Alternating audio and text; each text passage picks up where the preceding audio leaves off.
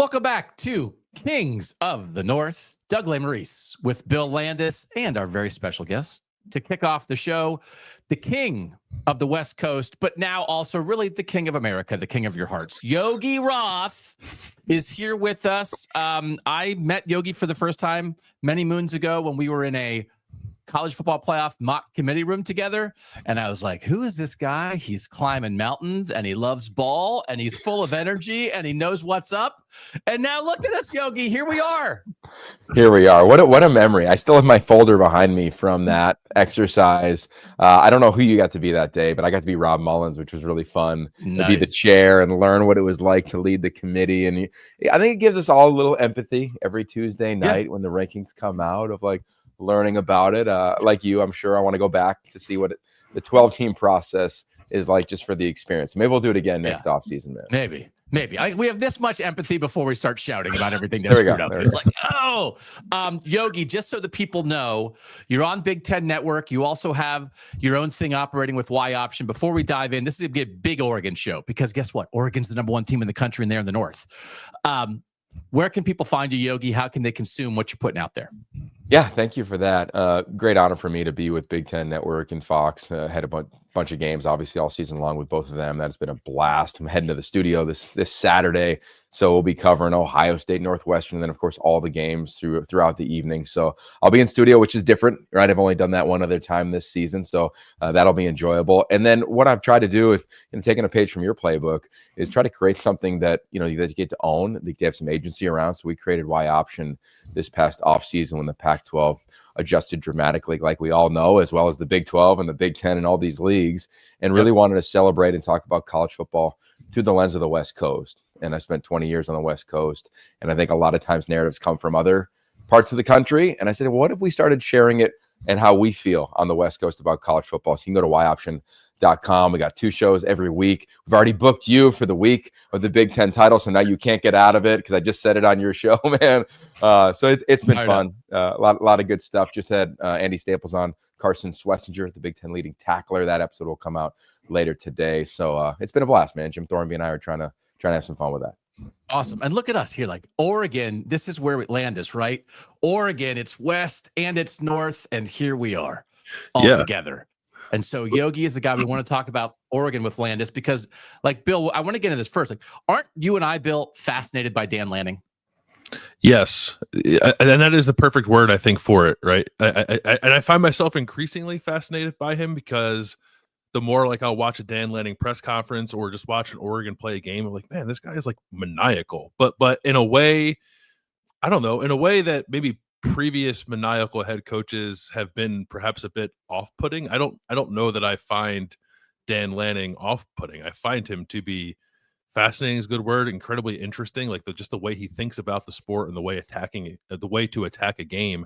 I do really feel like is on the kind of the cutting edge of how football teams should be operating. So he very much to me feels like a guy who is, whatever you might think of him if you're not a fan of Oregon, I think he is a guy who's going to push the sport forward in a pretty dramatic way. Yeah, I would agree with that. I think what's so unique about him, and I got to know Dan when he was really young. I did a documentary on Arizona State in like 2012 or 13, whatever year that was. They went to the Pac-12 title game, and he was a young GA, had just come from Pitt with Todd Graham, and everybody knows the story now. He drove himself, 13 hours from Kansas to Pittsburgh, sight unseen, job not offered, and gets a volunteer assistant job. Gets on that staff. Todd Graham bolts my beloved Pitt Panthers after one season, goes out to ASU, but here comes Dan Lanning. And as an analyst, I still do this now. I love meeting the graduate assistants and the young analysts on the staff because, number one, it's fun because it's just kind of cool to talk to somebody who probably recently played.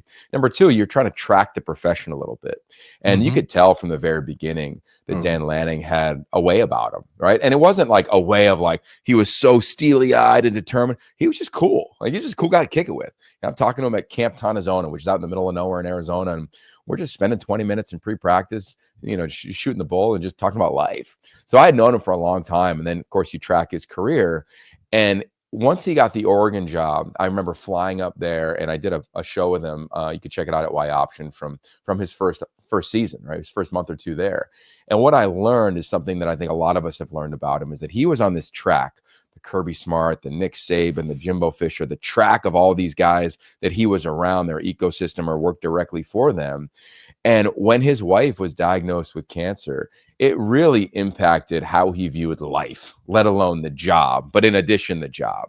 And he told me on that show, and many times since, that he was tracking with this one track mind of, I'm going to be the maniacal, that coach, right? Like kind of the one that we're often alluding to, right? In the press conference or whatever he might be that, might remind you of those guys in past years. And he said that changed his perspective of, I'm not going to just track with this single focus, this single-minded approach of only coach as fast, as hard as I can to get to the top. It was, no, man, like I'm going to be a killer father, a phenomenal husband, and I'm going to go for it as a coach. But it is not the end-all, be-all. Like what my wife is dealing with is life-threatening, right? As she is going through chemotherapy and then ringing the bell. Like there's so many things that I think changed how he views the profession. And then my last note on that is that if you look at their DNA traits, which I have said almost every Monday on the Big Ten Network studio show, and I told the guys in week 1 I would, because I love them the most about this program we should say. The first one is connection. It's connection, growth, toughness, and sacrifice. And the connection that Dan Lanning makes with his staff to me and with his players to me is based on what he went through in his own personal life. And the relationships are front loaded. And in the most transient and transactional era of our lifetimes, hopefully in this sport we all love, he is putting the most resources into connection. So when everybody's like, oh yeah, he's got all the money in the world and it's a blank check, A, that's not accurate. And then B, that's not what the program is. Like it's a BS take, which isn't anywhere near the truth of what goes on within the walls of that facility. Dan Wetzel and I wound up talking about this a little bit yesterday, Yogi. I thought some of the things that Oregon showed last week, right, in a game where they're highly favored, you figure they're going to roll. I actually thought they wound up playing pretty well. A couple of things went goofy for them, but you see the fake punt to Jordan Birch, right, and you get that All-American quality defensive end rumbling. You see the touchdown pass to the backup offensive lineman. Then you go for 2 and you direct snap to the left tackle. It's kind of what Bill was talking about. Like there's a sense of purpose there, but it feels like and what you're talking about, like they're having fun. They're not just in the tunnel. And I think it's that sort of drive plus connection, enjoyment, engagement that really makes him stand out from the outside. And it's just like, I don't know, like is Nick Saban running a 2-point conversion that's a direct snap to the left tackle in a conference game? I don't know, but I like that. To me, encapsulates Dan Lanning, that there's an edge, but it's an edge with a smile. Like Nick Saban is lifting the national championship trophies like this while I'm behind in recruiting. And Dan Lanning is like, yeah, we're going to make you hurt. Smile. That's pretty good, Yogi. That's a pretty good way of coaching, I think, in the modern world. Yeah, I can remember a friend of mine coached on one of Saban's staffs that won a national title. And after the game, he's like, all right, congrats, like staff meeting 8 a.m. tomorrow. And the coach was like, no, we're not doing that. Like nobody is sleeping. We're all going to do whatever we want to do to enjoy this one. And that was part of his process, right? As he often, would coin. I think for Dan Lanning, like the number one thing, if you look at just track the NFL, what is the trend of hires? It's not just great offensive minds or you came from the Shanahan or McFay tree. It's you have to be an elite communicator. An elite communicator. And Dan Lanning is that, right? Connection, growth, toughness, and sacrifice. So part of being a great communicator to me is telling people the absolute truth. And I've always felt that when the portal opened up, the biggest challenge coaches are going to have is how can they coach? How do they communicate? Because on one hand, can you tell a hard truth to a player knowing they might dip? Can you tell a hard truth to a player knowing it might affect, the team? Like, how are you going to navigate that? And I think for Coach Lanning, he's never wavered in terms of who he is because it's all in that, and it's cliche, but it's growth mindset. Like his teams are reading the books Good to Great. They're reading about growth mindset. Like he's communicating when they're echoing that in every one of their media availability since he has shown up. And I think that program loves that. I think those players in this generation that do want to play on Sundays love that. Reminds me a lot of when I was at SC. When I was on the staff at USC, then one of the things we would do, and you guys will love this, is on signing day, we would bring the whole team in to the team room, and we'd show clips of every player that we signed. So when it was an elite running back or an elite linebacker, Coach Carroll would show the 5 or 6 snaps and then tell the linebacking core, he's coming for your job. And I told him exactly what I told you, which is I'm going to give him a chance to go play. And what it did is it allowed the team to grow together of like, hell yeah, he's coming in to take my spot. He's not going to take it, but I'm going to make him better.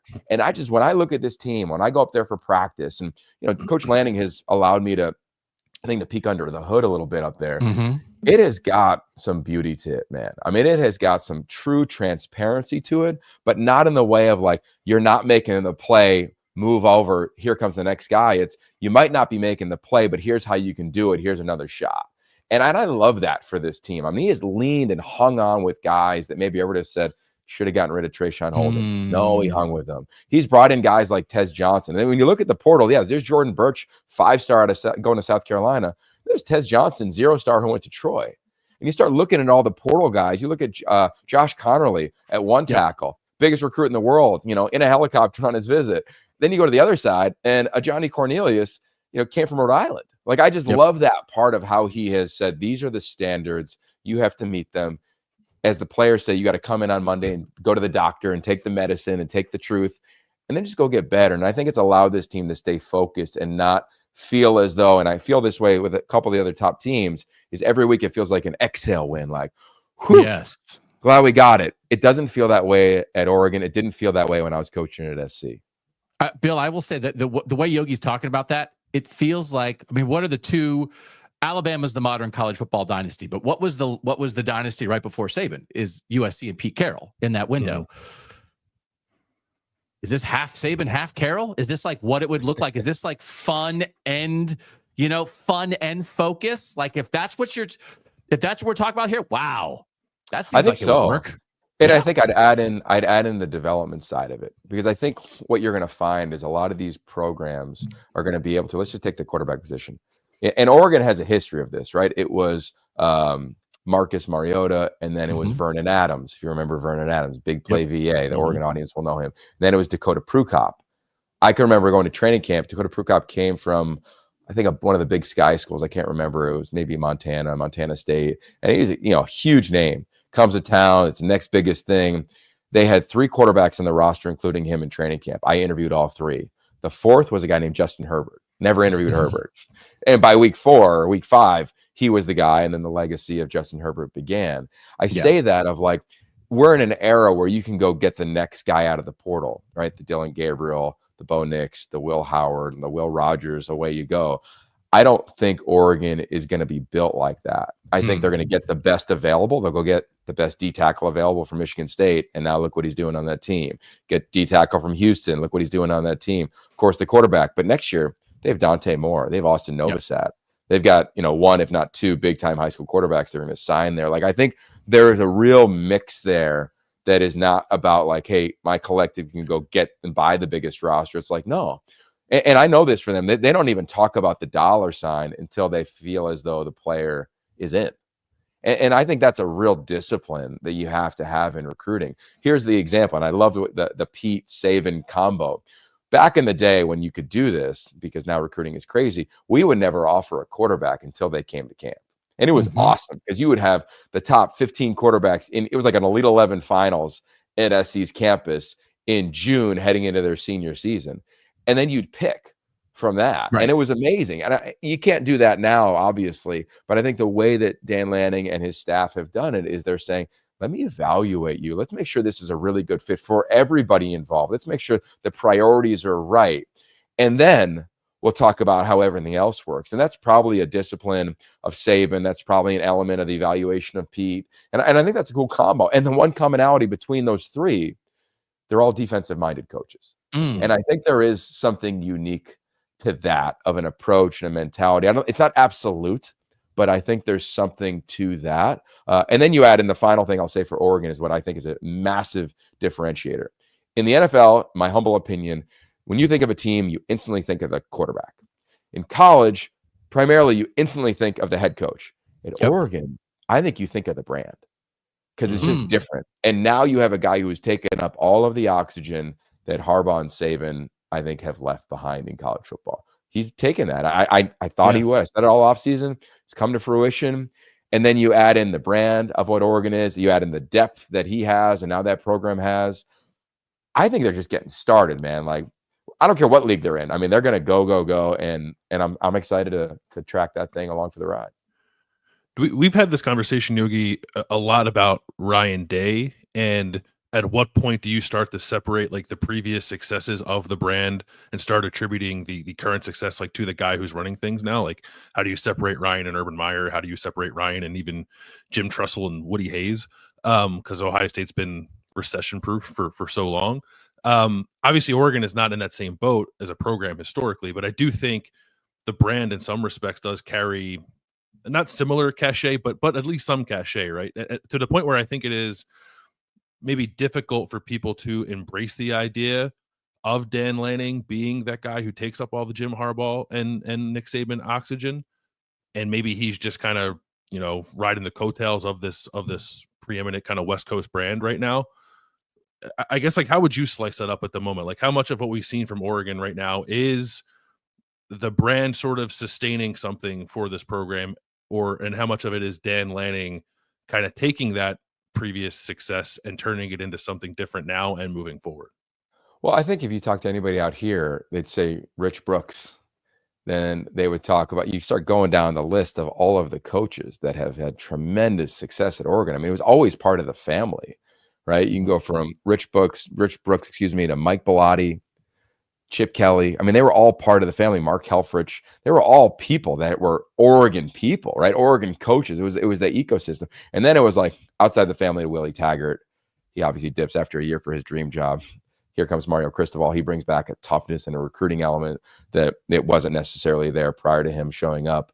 And then he goes for his dream job. And then here comes Dan Lanning. I think Dan Lanning feels more like Brooks, Bellotti, Kelly, Helfrich than either Taggart or Cristobal. And it's because he's really poured into that community. I mean, I wish I was wearing the hoodie. Like, the grass is pretty damn green in Eugene. Like, he doesn't have any desire to go anywhere else, because he knows everything that you want to accomplish in college football can be done. What are they? Because you need a few things, right? You need a fan base, you need resources, you need facilities, you need backers. Like, he has everything. And I'll go to like my time at the Elite 11 or the opening, which is, the big recruiting event every offseason. I've done that for 18 years now. Every year you ask a kid from the South, hey, what are your top 5 schools? Alabama, Georgia, Ohio State, Oregon. Blah, blah, blah, blah, blah, Oregon. So, like, I think the Oregon has always dipped in. Kids from Florida have loved Oregon. And whether that's the uniforms, whether that's the billboard in Times Square from Joey Harrington or Bo Nix or now Dylan Gabriel, like, I just think the Marcus Mariota piece of it, I just think it's so unique to college football. So I don't think it's going anywhere. And I think that Dan Lanning, this is the dream job. Like, I don't fault Willie Taggart or Mario Cristobal for taking either one of the jobs. Like, I think the cycle of coaching is one where, like, you're lucky in your lifetime if it hits right, where then opening shows up. I think for Dan Lanning, like, it wasn't Alabama. It's not going to be Georgia. He's not going back to coach D3 ball where he played in Kansas. Like, you know what I'm saying? Like, this is going to be it for him, in my opinion, because I think he recognizes the opportunity and he understands how big of a job it is. And look at him now, the kings of college football. And why would anybody think it's going to slow down? I don't know if they can win 3 in a row in the playoff. I think that's undervalued right now with where we sit in a new year with 12 teams for any of those teams in the top. Texas, Ohio State, you name it. I think any of those teams winning 3 straight is going to be really hard. But I think Oregon is built for it as well as anybody. So, Bill, let's go big picture before we zoom in back small picture again. Bill, do you believe this is a modern power? Do you believe this is a blue blood in this era that is absolutely on the same level as Ohio State, Alabama, Georgia, Texas? Yeah, I think so. I mean, I think, a couple of years ago, you would say maybe not because of some of the just sort of like inherent recruiting, maybe roadblocks that being tucked away in the Pacific Northwest like Oregon is. But now with the transfer portal, and the thing that's most impressive to me about Oregon, because I get weary of this, we talk about it all the time. It's like if a significant chunk of your roster, just because of geography, might have to come from the transfer portal, I would expect you to have some kind of dips within your timeline there. And we've seen that happen all over the country. And Oregon is kind of on the second year in a row now of sustaining something while having to do that. And that to me is pretty impressive. So I guess I'm willing to believe that they're going to be able to do that moving forward. I think Dan Lanning has shown that he has the right feel for his roster, like Yogi's talking about, and the way that he runs that program with transparency and connection that will help them overcome some of the struggles that might come with that. So if that's the case, then yeah, I do think this is a team that's going to operate at that level. Do you believe that, Yogi, that like in this era, like backseat to nobody, basically that's what Oregon will be? Yeah, I think so. I mean, Okay. you referenced Texas, and I love Coach Sark. He taught me everything I know about offensive football. They haven't won since they played our staff at Texas. You know what I'm saying? Like in terms of like they got to the playoff last year, which was huge. But you're right on their brand. It's massive. I think the Oregon one is in that top tier of college football. I think the brand is. I think personality-wise, Dan Lanning definitely is. And you look at how they recruit. I mean, I think Coach Cristobal did a great job getting that thing back up to a premium level of maniacal recruiting. Dan Lanning has even taken that to another level with his staff. And I just also think that it's appropriate to note the staff, right? You look at what Will Stein has done, Tosh Lupoy. I mean, those two will be candidates for head coaching jobs pending how this cycle ends up unfolding. I wonder in this era, like, what do coaches decide to do, because coordinators can get paid, a large amount of money now. And do you wait for like your dream job, like Kenny Dillingham did at Arizona State? I just think the totality of that program. And then I think the last thing is the health of it. Sometimes you talk to coaches, you talk to players or parents of recruits, and a place can be winning at a high level. But it could be a challenging place to go to work. Right. And I think that we are, to your point of like the fun element, if you want to say like the Pete Carroll element, like this team has a blast going to work. And I love that, because I go back to the communicator side of it, and I really go back to these DNA traits. And I think Dave Revson is probably annoyed with me saying it, because I say it so often, of like connection, growth, toughness, and sacrifice. And this team is connected, and they've been challenged, right? Dan Lanning, it's you could see it. It's in one of their doc series videos. He told Dylan Gabriel, like, you got 8 months to connect with this team. You don't have 2 years like Bo Nix, right? Connection, growth. Like, how are we going to evolve? I keep calling them the most improved team in America. I called their opener. I was there in training camp. You've watched this team adjust, whether it's the O-line, QB run game, mixing a variety of different linebackers in defensively. Like, that's the growth, the toughness. Watch them run through people. I mean, there's a lot said in the Big Ten of like how physical of a league it is. And I think that's fair. I have a take on what I've learned from the Big Ten. But overall, Oregon has met that moment, if not exceeded it, right? They're not just the flashy uniforms. I mean, they are running through people. And then I think the sacrifice, when you look at, nobody's complaining without a dramatic amount of touches. Nobody's complaining if they don't have 100 yards in a game. Nobody's complaining when they're rotating 10 to 12 different defensive linemen. And winning, of course, helps that. I'm not ignorant to that. But overall, like, DNA trait, check, check, check, check, check. Yeah. And I think that goes back to just the skill that Dan Lanning has as being a tremendous orator and communicator around the truths that allow a team to be championship worthy. And it makes sense because he has the experience with championship worthy teams based on his coaching pedigree. We sort of were talking a little bit there about roster building. I always go by top 30, like top 30 guys and number of snaps, because that gets you into the depth a little bit. It's not a full too deep. Do you guys want to guess top 30 players for Oregon this year, number of snaps? How many came out of the portal and how many started their careers at Oregon? Okay, I'm going through the roster in my mind. It's probably split, guys. I'm just thinking offense, like it is split. Yeah, it's 15-15, which might be the right answer. I'm stealing that. Yeah, we did this with Colorado on yesterday's show. Colorado's top 30, 26 portal guys, 4 high school guys. So like, and that's all portal. And then and like the high school guys are Jordan Seaton at left tackle. Okay, and a couple freshman.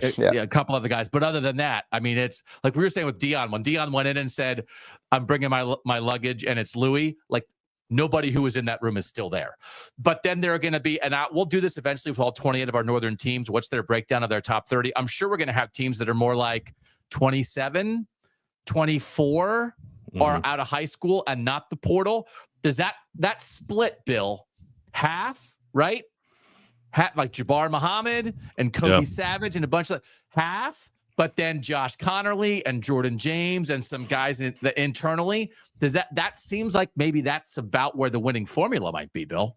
Yeah, I mean, I think you're going to have to be comfortable with that in college football nowadays. Maybe it's not quite half for some teams, depending on what your natural sort of high school recruiting footprint might be. But I think that'll be closer to the average than not. And then how do you manage that? Because as I said previously, I think it's really difficult, even if you're awesome at your job as a head coach, to manage that year to year and sustain a level of success. But the fact that Oregon is now, I guess, kind of on 3 years of doing it, if you consider it a 3-year build for Dan Lanning, that might be the most impressive thing out of all of this, right? It doesn't take much, in my opinion, to have some slippage if 2 of the transfers you have among your top 30 players don't feel right about their place in the program or don't feel right about their place in the scheme of what you're doing. And it seems like Dan Lanning has done a tremendous job of getting buy-in from all of those new players. And maybe it helps to have the purpose of chasing a national championship that is actually real and tangible. Like, a lot of teams can talk about it, but how realistic is it actually?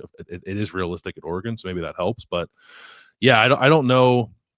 It's a real skill, in my opinion, I think, to be able to navigate the modern roster building landscape, but then also keep a consistent winning product on the field year over year. And maybe it's too much to say that Dan Lanning is definitely going to do that, because he's not been there forever. But I don't know. I believe in him as much as anybody in the sport right now with what he's done thus far. I think you go back to me one phrase, and it's competitive depth. It's the number one thing I look for on the training camp tour when I'm on there with Jerry DiNardo and Howard Griffin and company, of like, what's the competitive depth really like? And I say that of like, if you're bringing in a defensive tackle, right, let's just say Derek Harmon, right, for the Ducks, interior defensive tackle, they're bringing him in, but it's not as though he's like, yeah, I'm going to play no matter what. Like, you got to go win the job because there's competitive depth there. Same thing, other than the quarterback, which I think you can't get around that. Like, you bring in Dylan Gabriel, yeah, he's the quarterback. And you'd hope at that position, that psyche among any position is like, yeah, I'm coming to work. Like, he knew what this was, right? This is his final season, not only setting records, but trying to improve his draft stock and, of course, help the team win games.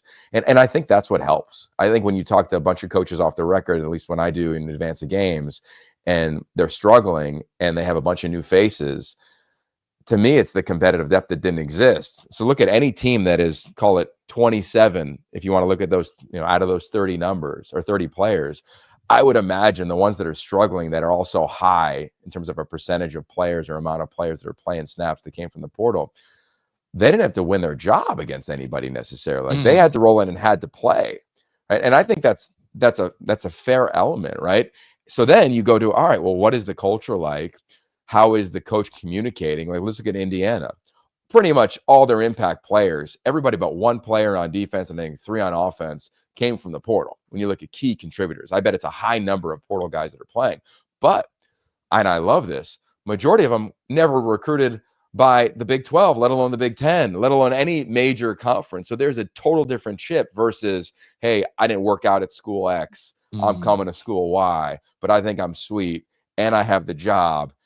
And I just think it's a different dynamic. I think we have to be honest about that. And for Dan Lanning, they have brought in players that, yeah, they expect to help and contribute. But if they don't, they're not just playing by default. And I think that's what's allowed this team to be really dynamic on special teams. Go watch punt coverage, kickoff coverage. You reference the trick plays, but go watch the other things. Go watch a practice. Like, they're getting after it, the attention to detail. No off-field issues. Like, it is a connected group. And I think that the high school guys are like, this is how we run things.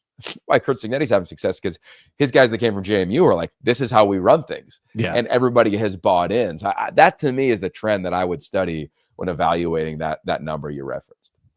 Yogi, do you believe this is the best team in the country? I do. I think it's the most consistent team in the country. I think that it has got explosive capability. I think it's a really physical defense. I like the growth, of course, on the offensive line. And I think you need a quarterback. You need playmakers. I love the scheme that they call on both sides. And most importantly, when I watch this team, I go back to it. It is not what I continue to call exhale wins. Think how we got through that. I don't see that. I just don't see that. And I think that the biggest part of getting a team to peak performance is, can you get them to be right at the razor's edge of their absolute best, and be able to cut it loose and not be afraid to make a mistake, not be afraid of a holding penalty when you're, in man coverage on the outside, not being afraid of making a throw in a tight window. This team plays with that type of confidence. Coach Carroll taught me a thing back in the day, which was teams fall into one of two categories, and it's either hoping things go well or knowing things will go well, even when they're not. We were that way at SC. It didn't matter. Down 3 scores on the road, dude, just give us the ball. Like, look out. It's coming. And I feel that with the Ducks based on what happened last year. You can even look at the foundational year for Dan Lanning, what we've seen this season. I'm feeling that way about Ohio State as I watch them play too, right? It's just kind of workmanlike. Even the game last weekend, it was a better game than the score would indicate, especially early, but it's just executing. And you just lean on people. I can't wait to watch a couple other games this weekend because I think now it's getting tight. It's that moment of there's not a lot of margin for error for a bunch of teams in the top, potential 12 or those trying to get in, and those that play free with a sense of knowing, to me, are going to be the ones that have the most success. By the way, this is a we hope it goes right show. This is not a, we know this is going to be great. We're like, oh my God, I hope and then Yogi comes in and it's like, no, it's definitely going to go right. Bill, do you think Oregon's the best team in the country? Do you think it's a toss up between Oregon and Ohio State? Do you think there is somebody when they play their best who's also part of that conversation? Where are you right now? No, I think it's those two. And of course you would give the edge to Oregon. Oregon won the game by a point when they got on the field together. I think Oregon, to Yogi's point, I think Oregon maybe has found a way to play its absolute best, perhaps a little more consistently than Ohio State has. And you can go look at the beginning of Oregon's schedule and say, like, look at the Idaho score, look at the Boise State game. What are you talking about? But I think you even see progress from those games, right? And maybe you just focus solely on the offensive line, which I think might be. I mean, I would throw it up there in a conversation for most improved units across the entire sport from game 1 to wherever we're at now in game 9 or 10 for Oregon. So I would still give the edge to Oregon. Like, I can't wait to see these teams get on the field again. I think we'll see it again with Oregon and Ohio State. And Ohio State is certainly capable of changing mine and everyone else's mind who doesn't think they're quite the best team in the country, if you want to give that nod to Oregon. But like offensive balance, throwing it, running it, like a defense that can really get after it. And I think a defense that has consistently gotten better over the course of the year too, with some of those transfer pieces, I think have figured out their roles there. Yeah, I think it is Oregon number 1, and then Ohio State number 2 by the slimmest of margins. Okay. All right, Yogi, I want to hit you with 2 more things before we let you go.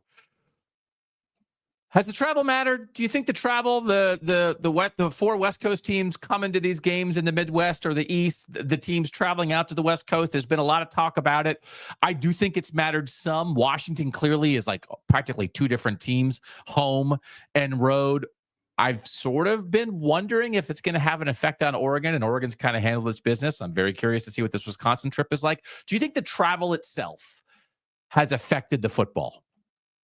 Yeah, I don't see how you can't think it has. How much is the debate. I think if we went back a year from now and you said, okay, we're in the Pac-12, and to those 4 schools' points, I think their records would be pretty similar to what they are. Like, I think that USC losing in Minnesota is going to lose at Cal or going to lose in Pullman. I think that Washington is who they are, right? They struggled up front.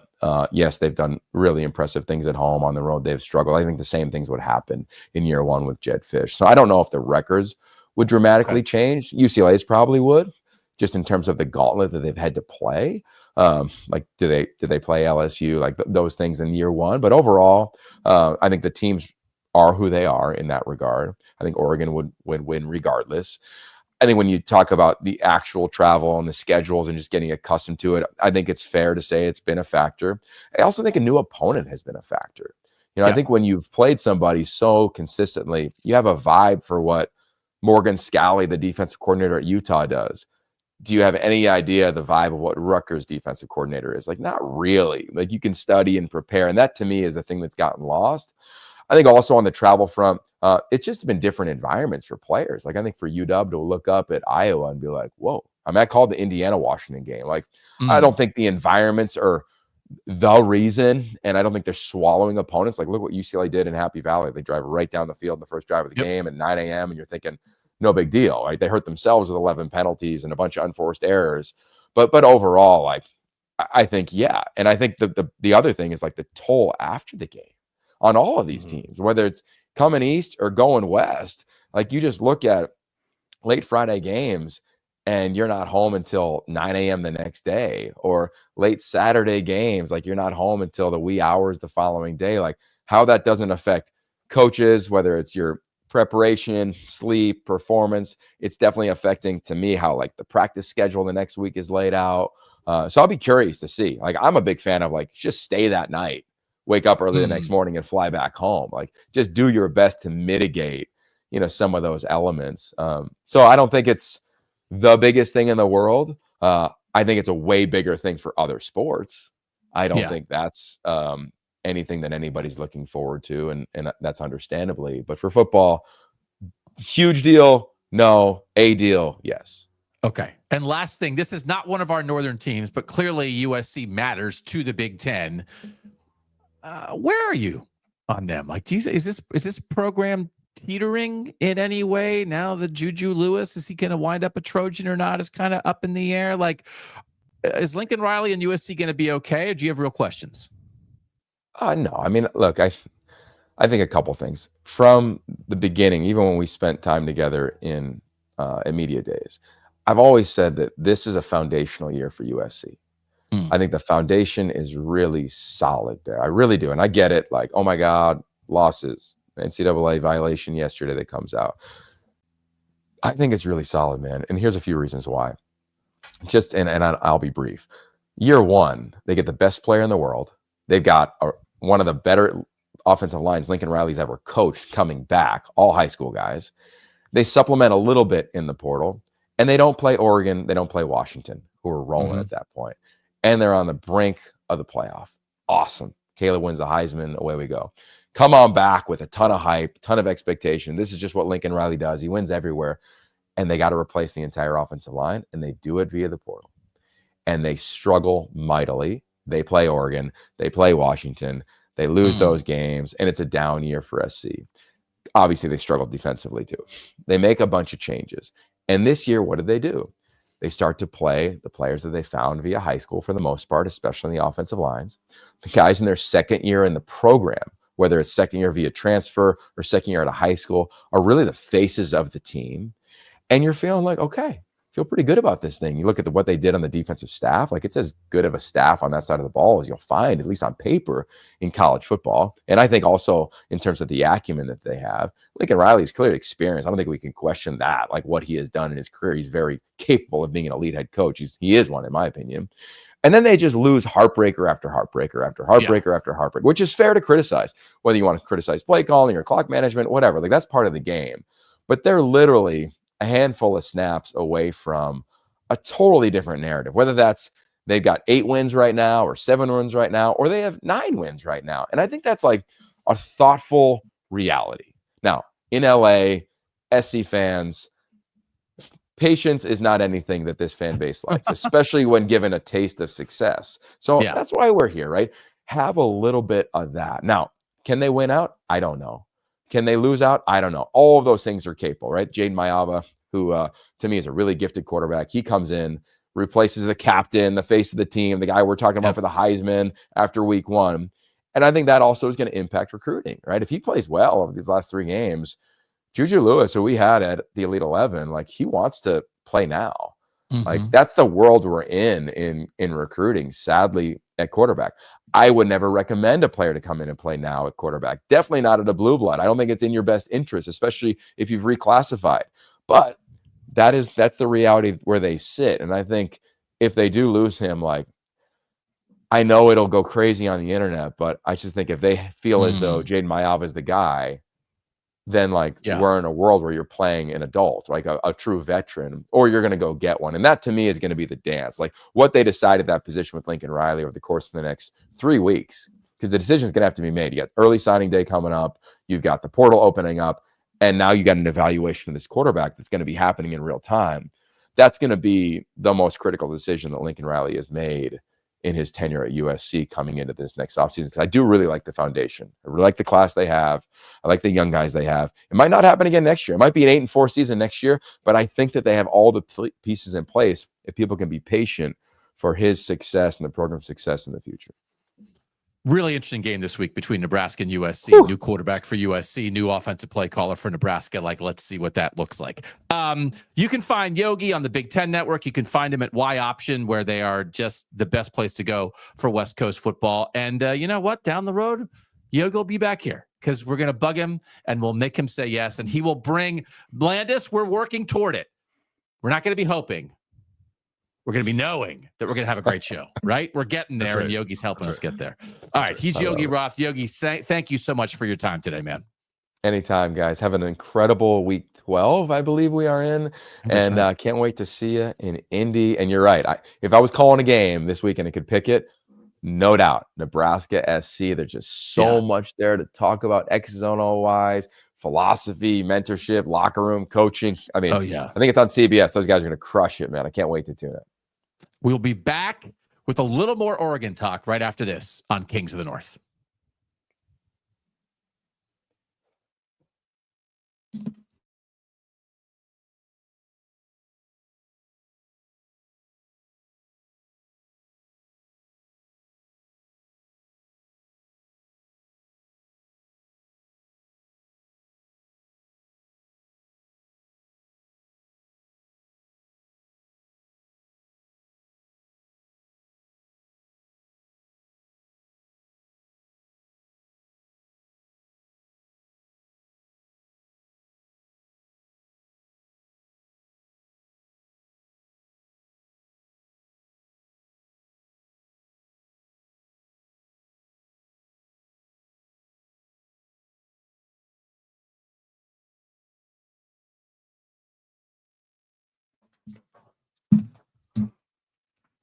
Back on Kings of the North, Doug Lesmerises and Bill Landis. That guy, huh?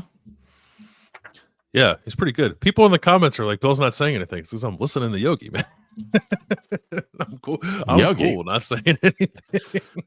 We're going to do our own Oregon talk here, but we were trying to think, like, we just wanted to give, the number one team in the country, make sure we were having an intelligent conversation about them. And Yogi was just like a really good guy to help us do that. And again, like, we weren't talking to Dan Lanning in 2013 when he was a GA.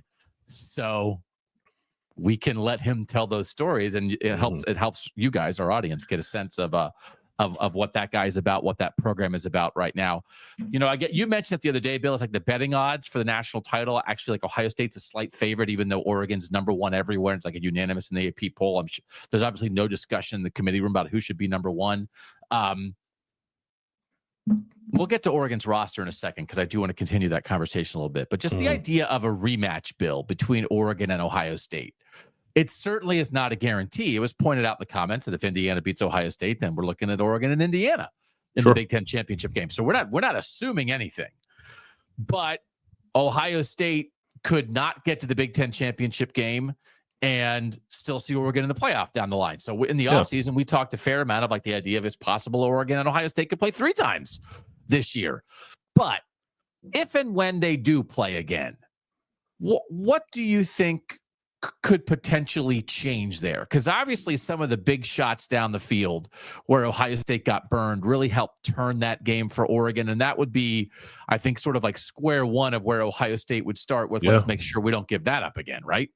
Yeah, I think so. I mean, well, yes, I think that's exactly right. But there are also a lot of variables at play with this matchup now too, right? Jordan Burch didn't play the first time against Ohio State. Ohio State's left side of the offensive line is entirely different from what it was in that game. Like, Ohio State had to play that second half without Josh Simmons, its left tackle, but it also wasn't playing Carson Hinsman at left guard and Donovan Jackson at left tackle like it is now. So that's very different. What would be the status of Tez Johnson, depending on when the timing of this rematch would be, right? So there's a lot to kind of sift through there to figure out exactly how the board sets up. But yeah, I think any conversation, if you can move beyond the personnel / injury stuff of it, would start with, can Ohio State do a much better job of covering Oregon's receivers than it did the last time around, especially Denzel Burke, who lost every one-on-one matchup he was in that game, 8 receptions on 8 targets. And Ohio State has done a lot to, I think, try to put itself in a better position defensively, sort of structurally.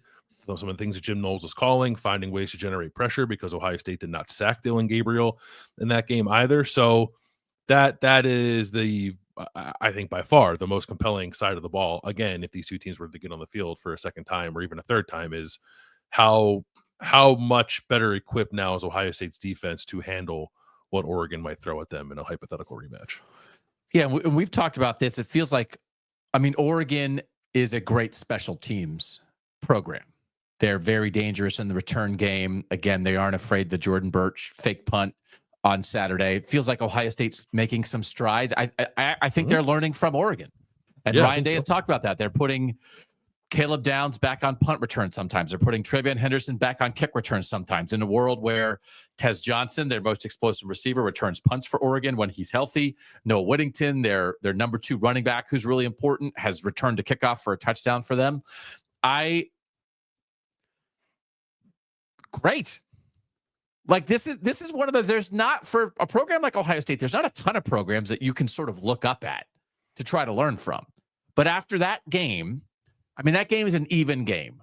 But I like the idea of Ohio State maybe trying to take some pieces. Not that Oregon's the only team in the country to do it, but I would expect a better Ohio State in that game.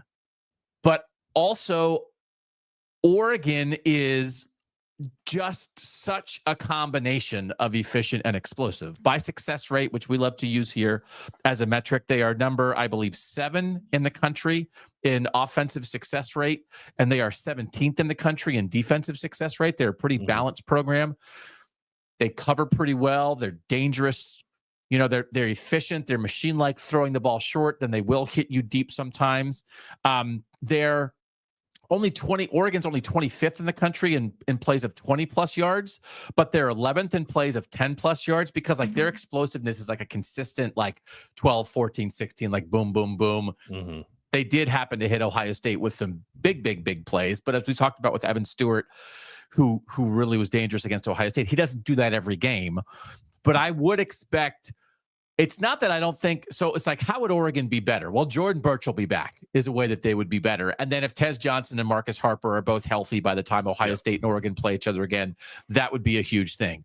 But then there's maybe spots where Ohio State has more specific areas where they can actually do this part of the game better than they did against Oregon, which would just make it an absolute banger. Just like the first game was. Right. And I to go back to something you said a minute or two ago, like I don't know that Ohio State is so much looking up at Oregon as it is like sort of like looking them eye to eye, and trying to just like kind of like what's this about over here kind of thing, right? So like I think they're practically even. I without even looking at the statistical sort of breakdowns of both teams, just like the way they go about their business, the way they built their teams, like they are very similar. I do think maybe the way that Dan Lanning approached that game might have nudged Ryan Day a little bit farther in the direction of finding a way to steal a possession in a game like that maybe he hadn't always thought of, because it was so key. That onside kick in that game was a huge momentum swing that got Oregon some points, right? So but they're neck and neck. They're right there. That's why my hesitation with even saying I think Oregon is the best team in the country is because like I just think it's like they're both the best team in the country, which is why I want to see them get on the field again. But like there are tangible ways you could point at to say like the next time this happens, if it happens, here's how Oregon might be better. But the same thing is true for Ohio State. I think Ohio State has found some more efficient ways of operating and better ways of operating coming off of that Oregon loss that it would certainly put in the plan if they saw the Ducks again. Yeah. And a 1-point home win for Oregon when Ohio State and Oregon from now on wouldn't play anything anywhere other than a neutral field. That tells you, that points you toward pretty even. But again, I think we talked about it going into that Ohio State-Oregon game. I think we've talked about it coming out of that Ohio State-Oregon game.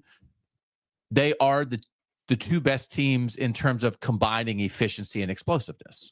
And that Indiana, and again, we have an Army interview coming up here in a second that is, super talking about super efficient teams offensively. It really is Indiana, Army, and Ohio State are really at the top of that conversation. And then Oregon's like right there, right after. Like they're not in the top 5, but they're number 7 in that. But programs like Army and Indiana just are then not as explosive as Ohio State or Oregon can be with just sort of the 5-star talent they have there on the edge. And It's such a huge deal. It's just so fascinating. And the last 2 times Ohio State and Oregon have played, the guy up front that is the most dangerous game wrecker for Oregon didn't play in either game, and Oregon won both times. And that Jordan Birch didn't play this year, and Kayvon Thibodeau didn't play in 2021, and Oregon still found a way to win. Like, Jordan Birch is a game changer, man. And so, like, if you're looking like, well, I think you could see specifically, well, this is where Ohio State could get better. It's like, where could Oregon get better? It's like, I don't know, have their best defensive player be part of the game. That could be a huge thing. Yeah, and I'd imagine that for Oregon fans, that's probably the thing that gives them a lot of confidence when talking about seeing Ohio State again, is that I thought Oregon's defensive line played really well without Jordan Birch the first time it faced Ohio State. And for at least a half of that game, Ohio State had its best 5 offensive linemen out there. And I give Ohio State a ton of credit for finding, I think, what is a very viable solution to no longer having Josh Simmons on the left side of the line, and won a game at Penn State with that configuration. So I think you should feel confident in any matchup you might see moving forward if you're Ohio State. But Jordan Birch is, a real dude, and among the best, I think, maybe most disruptive defensive lineman in the country. And that would be a heck of a player to add back into the mix for Oregon when they get on the field with Ohio State again. The other thing, I guess maybe while we're talking about this, like the one thing that I do think is, because everybody wants this, right? Everybody wants to see Ohio State and Oregon on the field again. I think including Ohio State and Oregon. Yes. Ohio State is in a position where it cannot take its eye off the ball, though. Like, and neither is Oregon entirely. 100%. Right? Like, Oregon has to go play at Wisconsin this week, and it's like the 8th game in a row without a break. Like, there are some variables there that I do find interesting. I'll break that down a little more on Thursday. I think Oregon could get by without playing its A game until it sees Ohio State again. And I don't know if that's true about Ohio State with Indiana coming up in 2 weeks. So, like, there's a little bit of a fine line you got to walk there if you're the Buckeyes, which about like, you want to get this shot at Oregon again, got to take care of your business first with Indiana coming to Columbus in 2 weeks. You take your eye off the ball against Kurt Signetti, he'll hit you in the face with a 2x4. Yeah. Oh my God. Right. Yeah. You cannot. And again, it's even one of those, like, statistically, they might not be as explosive. Like, there's things that Indiana will do, throwing the ball and some back shoulder stuff down the sideline. And they have receivers too. Like, Indiana will take you apart if you're not ready. And they're really dangerous up front. Like, it is just a fascinating thing. And it's, again, part of the deal here too is, and maybe we'll have a brief conversation about the college football playoff rankings, but like, there's just been upsets in the SEC, but like the top 4 teams in the Big Ten, Oregon and Indiana haven't lost. Ohio State only lost to Oregon, and Penn State only lost to Ohio State. Like, they've only lost to each other. And this tight little foundation of like these 4, these clearly are the 4 in the Big Ten. But what defines them? They've all handled their business in every other situation. Oregon found a way against Boise State in week 2 when a lot was going wrong. Penn State found a way on the road in overtime against USC when they easily could have lost that game. Ohio State did not play very well against Nebraska, but they won. Halftime against Iowa was 7-0, but Ohio State pulled away in the second half, right? Indiana has been like so almost perfect in some games, and they turned the ball over a million times against Maryland and didn't let Maryland score off those turnovers and won that game without being perfect. So I've just found myself, I'm gonna say it again in this Army interview coming up. I found myself saying, do your job a lot this year, but I think those 4 teams are the best do your job teams in the Power 4. Is that, I don't even know if that's in dispute at this point. Who are the do your job teams? Carson Beck can't stop throwing interceptions at Georgia. Yeah. Like, there is explosiveness. There is talent. We know that. Come on. We know that. Like, BYU, I think BYU is clearly in that conversation, but then BYU will take you on a wild ride at times, brother, also, right? Are the 4 best do your job teams the 4 best teams in the Big Ten? I would say yes. But then if you want to go sort of beyond that, I would say, like, I would put Army there. Right? I know it's a different conversation, but I think Army is, and I think like Notre Dame is too, maybe since the Northern Illinois game. Like, you wouldn't say it about the totality of their season because they lost to a MAC team, but since then, I think maybe they have been. Yeah. So anyway, give it to us again. Let's talk a little bit more about Oregon's roster before we get to some other stuff. I just, I like numbers. Numbers happen, but I found it just about right, Landis. And we did talk a lot in the offseason.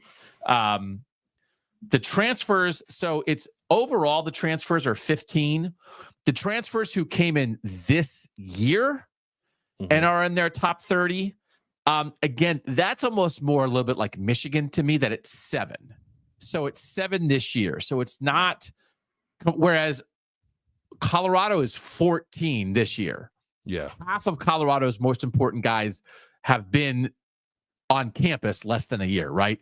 So Oregon, it's half of them are transfers, but like half of them are in their second year's transfers. One guy's in his third year's transfers. But you look at like the strategy of bringing these guys in, they rebuilt their secondary with transfers this year. Kobe Savage from Kansas State at safety, Jabbar Muhammad at corner from Washington, Brandon Johnson from Duke. Like, that was huge. They rebuilt their defensive front with Jamari Caldwell from Houston and Derek Harmon from Michigan State. And again, Derek Harmon, I think, has been the most disruptive defensive tackle in the country. And then their quarterback, Dylan Gabriel from Oklahoma, is a transfer this year, and they got a 5-star receiver from Texas A&M. So, in Evan Stewart. So those are the 7. I said there are 7. It's like, okay, what is it? Rebuilt secondary, 2 defensive tackles, their deep threat receiver, and their quarterback. Like, that is pinpoint, Landis. And then, yeah, we have Josh Connerly. Yeah, we got Jordan Birch 2 years ago from South Carolina. Like, there's a lot of that, but like that pinpoint, they wouldn't be this team if they didn't make those 7 moves this offseason. Now, Ohio State, again, you can go through Will Howard and Quinshon Judkins and Caleb Downs and Seth McLaughlin and have that basically the same conversation about Ohio State. Pinpoint, it's not rebuilding half your roster in one offseason, but man, when you go in the portal for guys you expect to play right away, you go big and they make big impacts. But that, like, not everybody can do it that way, but man, it's worked.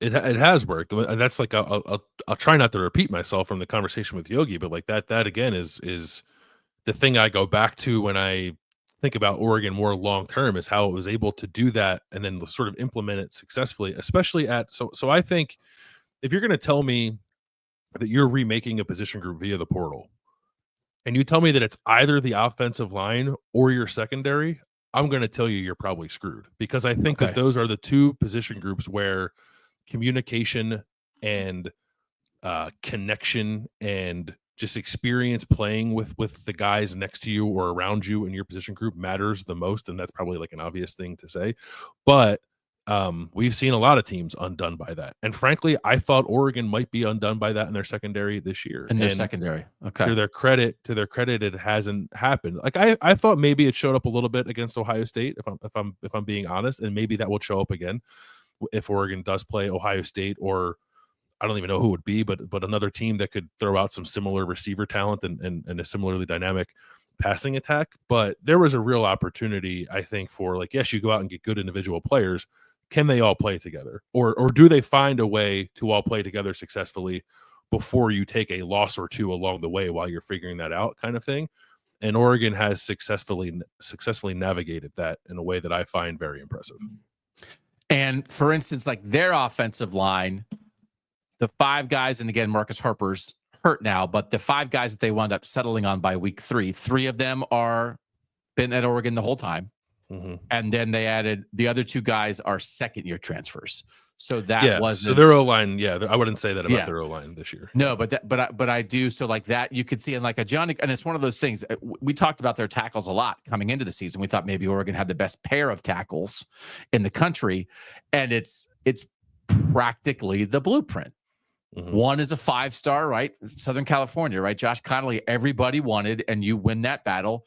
And then a Johnny Cornelius is like, oh, he came from Rhode Island. Everybody wanted a Johnny Cornelius when he was coming. As everybody was like, that is the guy. And they won that portal battle and got 2 years of super high level starting right tackle play out of a guy who started his career at Rhode Island.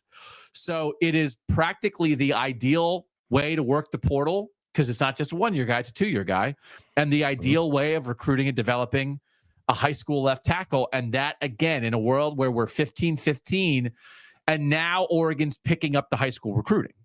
Right now, you can see that even mattering more. They're getting a receiver out of Texas, and like Dante Moore was committed to Oregon, decommitted, went to UCLA last year. Now he's back at Oregon. So he's even their next quarterback probably is practically half portal, half high school recruit, because he probably should have just been at Oregon the whole time. But it really might be an example of how to go after it. And I think if we zero in on for a team that's trying to win the national championship, how many new starters should you get out of the portal? I think like 5 to 7 might be the right answer. Plug and play portal starters for a national championship contender. I would say, I don't know that there's a number that you should have. I would say that there's a number that you shouldn't have, which is anything above maybe 5 to 7. Then I would start to worry. Okay. But even again, like we can swing this back to Ohio State. It's not like Ohio State had to add Quinshon Judkins, but they got him anyway. And it's not like they had to add a running back. Yeah, but they didn't have to add a guy that good. I know what you're saying. So Ohio State got like 5 that really mattered, right? So 5 to 7, I think. But you're saying if you're like a really complete team, because I guess I would maybe argue, even if you're a really complete team that is bringing a heck of a lot back, I might get 5 anyway. Because now maybe it's luxury, but I don't know that I'd still would try to add really impactful guys. I think 5 might be the minimum if you're really trying to win a national title. I'm not saying don't. I just thought like sometimes you're set, right? Sometimes you don't need to. I don't. I think like an infusion of talent from pretty impactful guys via the portal is probably a necessary component of any team that wants to compete for a national championship in modern college football. That much I do agree with. I would just hesitate to put a hard number on it, or at least a number on it that would qualify as like a prerequisite for winning a national championship. I look at it from the other way around, where I think you can very quickly get to too much portal turnover if you're trying to win a national championship. So again, like we had a long discussion about Colorado yesterday. I'm not saying Colorado is ideal, but it's a path. That's not a blue blood. That's not an established program. That's a program that was completely down. So they went 14. 14 of their top 30 are transfers this year. That's not what Oregon or Ohio State or Alabama or Georgia should be doing, but it sure as heck worked for Colorado. But I think Blue Blood, I'm preparing an offseason headline that says why every national championship contender must add 5 to 7 portal guys every year. I'll put a number on it. And I'll make you be on that show. There is an arrogance to thinking that you don't need to. Clemson. That is exactly it. Because that's exactly what I'm trying to say with my number. Yeah. If you think to yourself, oh man, we're good, I think that's wrong. I don't even know that, oh man, we're good should exist anymore. Yeah, I agree with that. Because I think you are setting yourself up, not that you'll be worse, but that somebody else might pass you. Mm-hmm. And it's like, okay, well, I thought we were pretty good. When we were pretty good, Ohio State was pretty good, but Ohio State had Caleb Downs. You know, I thought we were pretty good, and I thought Oregon was pretty good, and Oregon added Derek Harmon. Derek Harmon's their best player. I really think Derek Harmon is their best overall player on either side of the ball. I swear. That guy destroys games. He just ripped the ball out of Quinshon Judkins' hands. I don't think they beat Ohio State if they don't have Derek Harmon. I think that's so good. He is so unbelievably good. So but that's the point. No matter how good you are, you must think the portal can still help you. Yeah. You must think the portal can still instantly elevate you. All right. What do you think of playoff rankings Tuesday night? I was enjoying Southern tears. I was bathing. This is filled with Southern tears, by the way. I just put it outside. It's like, oh, Georgia wouldn't be in the playoff today. Oh, delicious. Yeah, no, I didn't have much issue with it. Like, I was happy to see them, I think, correct the mistake with BYU. I was ecstatic to see Georgia not in the field. The one thing I remained a little confused by is Penn State. Like, if we want to be fair about teams we talk about, like I don't know why Penn State is fourth. Like, what's the reasoning for that? But otherwise, I thought it was a good night for the North. Yeah. Penn State and Texas are in a similar situation of like, you're not exactly sure what their best win is, but they both lost to good teams. Yeah. So then like, what is that supposed to mean to you?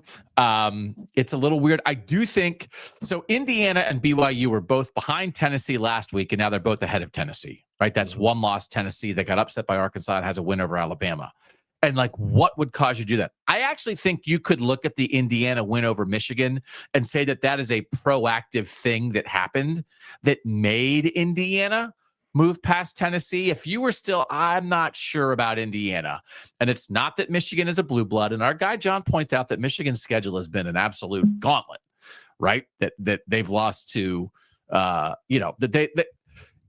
it's not like Michigan's terrible, right? That they have a terrible thing that they can't get past, but they've also played a really hard schedule. So I do think like that didn't catch my eye as much, Indiana moving past Tennessee. I thought that could be based on a new result. Mm-hmm. Well, the other, yeah. Go ahead. The other thing I would just say, like, you're right, yes, but it's not like they didn't have reason to at least keep Tennessee where it was, or even like Tennessee's best win is against an Alabama team that just destroyed LSU on the road, right? You can come away feeling very good about Tennessee as a result of that. And it's not like Michigan's ranked, right? So, but at least it was something. BYU, there's nothing there. BYU, like, I don't know, should have lost. I don't like they were behind the whole game. I really think it's over on like, it was a penalty. I don't know that there's anybody holding out on still like, no, that shouldn't have been a penalty. It was absolutely a penalty, but it was a miracle win. Now, it is a great win on the road in a rivalry game and in an impossible environment, but that's not why they moved them up. That's not why they're ahead of Tennessee. They put BYU ahead of Tennessee because they know they screwed up in week 1. That's all there is to it. And people are saying this explanation doesn't make sense. Exactly. Mm-hmm. Because the explanation is we screwed up. And actually, that excites me. That they saw the mistake, they heard the criticism, and there were people in that room. Because again, whatever it is, you're making tiers. It's only 13 people. If there were 4 people in that room who kind of thought BYU wasn't that good, and then they went home and everybody was yelling at them about BYU as being much better than they're ranked, and they were like, you know what? You're right. That is great to me. If people are losing faith in the playoff committee because their rankings don't make any sense, they just admitted they were wrong and put a Northern team ahead of a Southern team justifiably. So I like the fact that they weren't held back by their previous rankings and they were just like, all right, sorry. That's an all right, sorry ranking. That is fantastic news. And BYU being ahead of all those SEC teams now really is putting BYU in position to make the playoff, even if they lose in the Big 12 title game. I thought it was like, and then just cry your tears. Cry your absolute tears. So I thought it was a great. And again, they're setting it up. Listen, people are saying like they're setting it up. Yeah, I was just going to ask you that. For a 3-loss SEC team to get in. Yeah. So I get it. Like 3-loss teams are going to make the playoff. I said that immediately. As long as Ohio State is 9-3 or better, they're always going to make the playoff, right? So that's what we're talking about, blue bloods. So that's just like a shorthand to say that 3-loss teams absolutely should be in consideration for the playoff. It's not an automatic out if you lose 3 times, but the context. So what I think is stupid is if a 3-loss SEC team gets in ahead of a 1-loss BYU or a 1-loss Indiana. Mm-hmm. But I don't think these rankings are setting that up. So now if we're into 2 and 3 losses and you're comparing this or whatever, I'm not anti 3-loss SEC team getting in like on the face. I just don't think that team should be in ahead of Indiana when Indiana's 11-1. And like, I'm not on huge alert for that yet, because we have to see what happens with Indiana, Ohio State. We have to see how close that game is, and then we'll see how they react. But Penn State's best thing. What's Penn State's best win? Does Penn State have a win that is substantially better than Indiana's best win? I don't think they do. What's their best win? At West Virginia? At USC in overtime? USC, probably. Yeah. So like Penn State, their best thing is a loss to Ohio State, and everyone's talking about how they're ranked too high. Okay, so I'm not waiting for Indiana to fall off a cliff. I think it's fine. So I'm not super worried about that yet. Are you worried about the looming 3-loss SEC team? I'm not necessarily worried about the looming 3-loss SEC team. The way that the SEC teams are stacked, though, there's 9 of them, right, in this most recent ranking. I'm worried about like the Indianas and Penn States getting knocked down out of hosting a game territory. Like I do feel like it's getting set up for that. Okay. And that is a big deal. It is a secondary deal to not getting in. But I agree with that, because now all of a sudden it's like, as we said, the difference between Tennessee playing Indiana or Penn State in Bloomington or in Beaver Stadium versus Penn State or Indiana going to Tennessee is huge, is a huge difference. Mhm. So I think people can take it as a good night for the most part. Take it as a good night, mostly, and it's okay. So it just gives us reason to keep yelling at them, right? When they're wrong, yell at them because it works, but then also pat them on the back. Again, people are like anti-flip-flopping. A lot of flip-flopping is just like, I was wrong before, and I'm not afraid to change my mind. Like, why is that a bad thing? They were wrong. Like, they were legitimately wrong. Ranking Tennessee ahead of BYU in the first rankings was like objectively wrong. And they fixed it. Great. Let's celebrate it. Okay.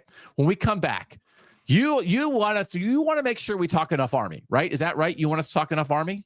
Yeah, I think we should talk a little bit Army. Yeah. America's team. Well, do you want to talk a little Army right now before we go to the interview? Like, what do you want to say about Army?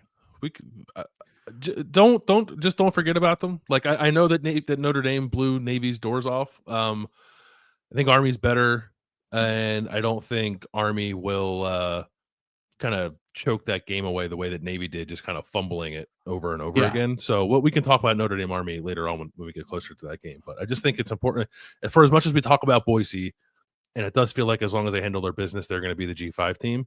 I think there's been a tendency to overlook Army that I would caution against. Okay. But if Army beats Notre Dame, don't you think Army's the G5 team? Yeah, I would think so. Yeah. And if Army is 11-1 and Boise State loses one of these games down the stretch, do you think Army's the G5 team? And this is, again, assuming Army wins the American championship. I think it's a real conversation. Yeah. Yeah. I think it's a real conversation too. Yeah. Unless it's UNLV who wins the Mountain West. Like, right. There's a thing happening in the Mountain West right now where I think like Colorado State is unbeaten still in the league because it hasn't had to play Boise. So like if that matchup happened, I wouldn't be super fearful of Boise losing that game. And I'm not like trying to root against Boise, but I do think there is a world where if Boise does drop another one, that Army can get in at 11-1 without beating Notre Dame. And by the way, there's a huge game this week. I forgot to put it on our list of big games to pick this week, but I have to add it to the list because Navy plays Tulane this week, and the winner of that is basically on track to play Army in the American Athletic Conference title game. So there's a lot happening. So anyway, and by the way, you were talking about like Navy turned it over how many times against Notre Dame? 6, right? Navy turned it over 6 times against Notre Dame. They fumbled it 7 times, but didn't always lose it. Yeah. Do you know how many turnovers Army has on the entire season? 1, 2, 3. They lead the nation. Yeah. 3, well, I don't think turnovers the whole year. I don't think Navy had any. I don't think Navy had any before playing Notre Dame. Why is Notre Dame so mean to the service academies? So anyway, when we come back, we will go right into an interview with Kanye Udoh, the running back for Army. And then after that, we'll come back and do what you watching, what you thinking, what you eating. We'll do all of that next on KOTN.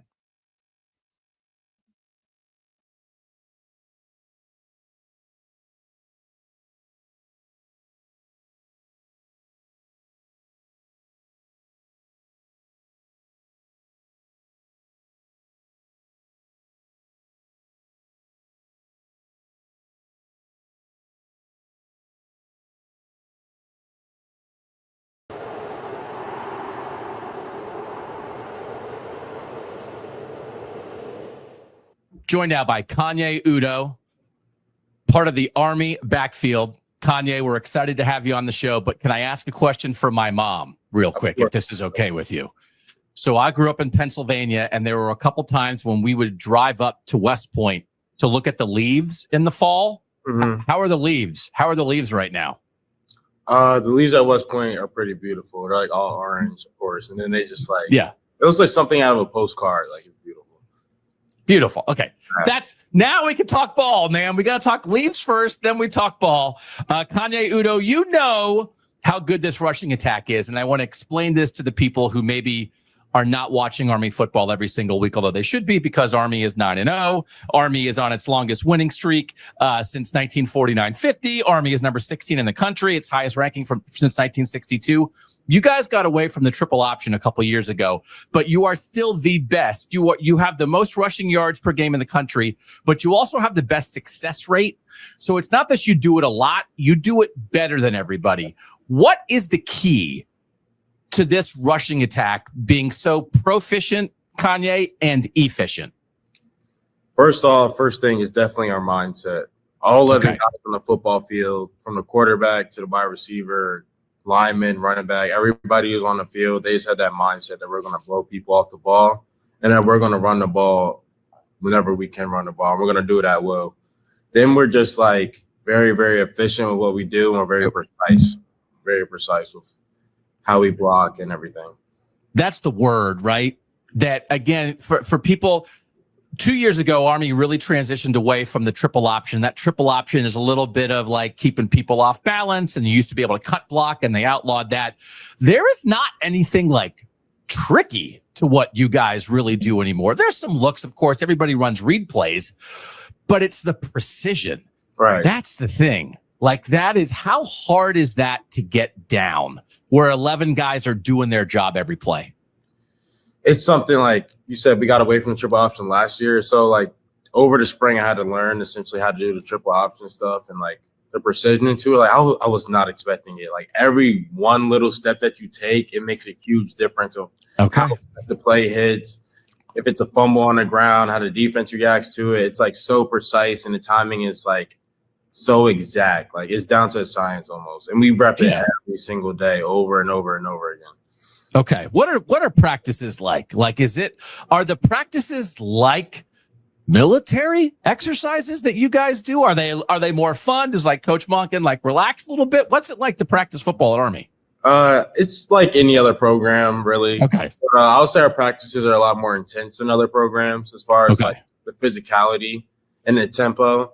Everybody I've heard who came to our practices, who went to other schools' practices, all said that ours were faster tempo and a lot more physical. Ooh, yeah. Really? Yep.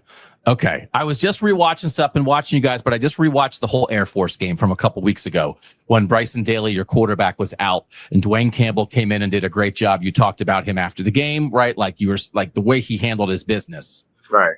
But that's a game where then they really needed to lean on you at times, and you popped a big touchdown run, then you popped another touchdown run to end it. You hit some big, like third down conversions. What was it like in that game when you know, okay, we're starting the backup quarterback, he's going to be ready for it, and he was. Mm-hmm. But then you've really got to be on point, right? In that game, what was that game like for you when you knew the defense was going to be keyed on you? Right. So, like, coming into it that week, like, I knew, like, Deco was going to be ready, obviously. I have faith in him. Okay. I also knew, like, when you lose a huge piece in Bryson Daly, like, a huge co-star in that backfield, it's just, I knew the defense was going to be king on me especially, so I had to be on my A game 100%. So, it really made me, like, lock in and focus a little bit more, if that makes sense. Okay. That does make sense. And when we're talking about the precision, right? And the Army offensive line was just named one of the 10 semifinalists for the Joe Moore Award for the best offensive line in the country. That just happened on Tuesday. What do you feel like your job is? Is it break one tackle? Is it make sure you hit the correct hole? When you think about your precision within a play, what's your job? Depends on the play, but definitely like how I fit the play. Like, make sure that I'm hitting it with the best, like, precision, like hugging the down block, for example, or staying inside the guard, like using my action keys, reading the hole perfectly, then making one defender miss, like always breaking one tackle. That's like a rule for a running back. Okay.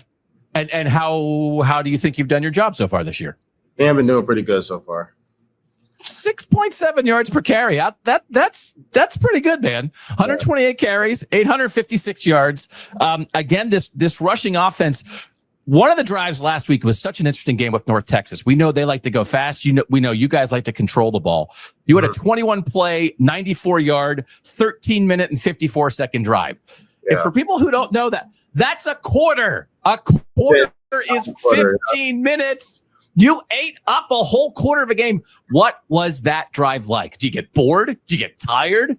Are you like, I can't even imagine holding the ball that long. It was gritty. That's what that drive was like. It was gritty. Like, you just keep on going, getting up, and just hitting another guy in the face over and over and over and over again. Like, all those plays during that 21 play drive were like 4 yards, literally like every play, Yes. 4 or 5 yards, just boom, boom, boom, and just drove the ball all the way down the field. Yeah. It was really like a culture drive. It showed who we were. Like, what was the reaction? Like, when you get to the sideline, when the offense gets to the sideline after something like that, culture drive, how'd that feel?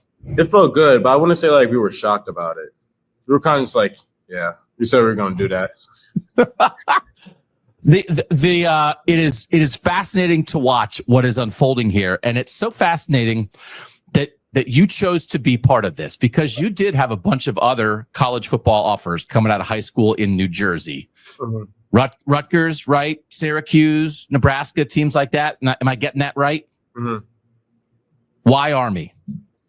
When I came here on my visit, I really saw that this place, not even like concerning football, but just the school itself, is one of those places that makes you uncomfortable.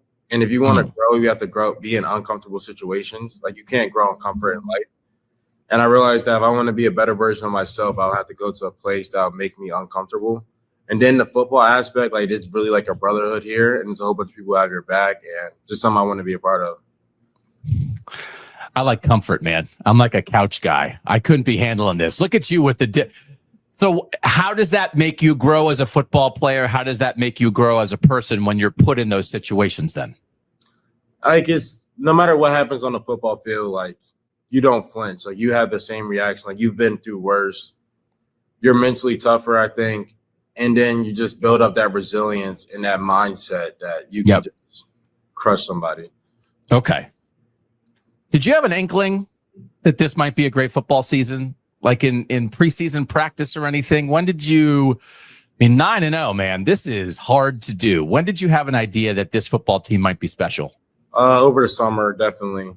Everybody's focus was just different. Like, the vibe in the weight room, just a different level of focus, a different level of attention to detail. When we did our summer workouts, it was just different. Like, everybody was precise.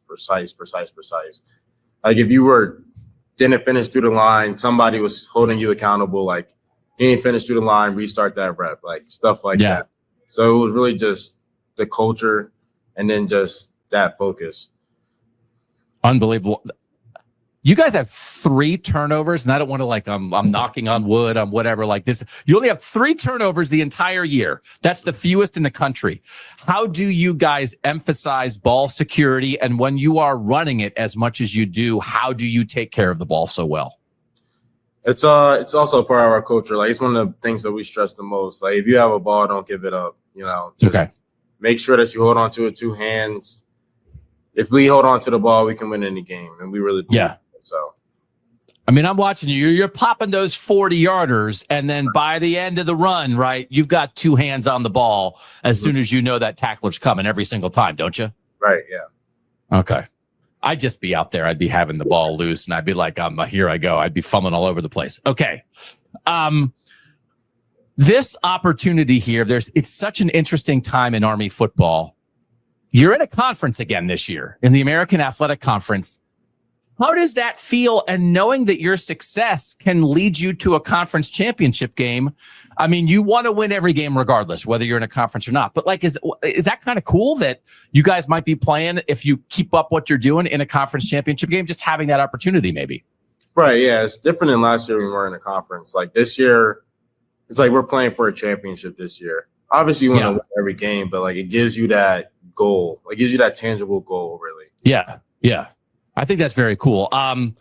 What do you think, and we're doing this right after Veterans Day, what do you think it means to the people who have come through West Point, to the military members, the Army members around the nation, around the world, when Army football's doing this? Do you have any sense of what this means to people out there who have been part of West Point to see what you guys are doing? Yeah, definitely. I talked to some alumni who graduated and played football here, and they're all so proud. They're so happy that we're doing what we're doing. They come back to the practices, they come to the games, and it's just because being a football player here is harder than other schools, I believe. It's a lot of different things that to deal with, and they understand what it's like to do it, and then to see the success that we're having while going through all the adversity is amazing for them, and we're glad to do it for them. Yeah. Very cool. Can I ask you? So I don't know that it's the first thing I ever learned about college football, but it's a memory that I have of my dad telling me something about college football when I was a kid. And the thing that he was telling me about was Mr. Inside and Mr. Outside. Doc Blanchard and Glenn Davis, the Heisman Trophy winners from 1945 and 1946 when Army was the best football program in the country.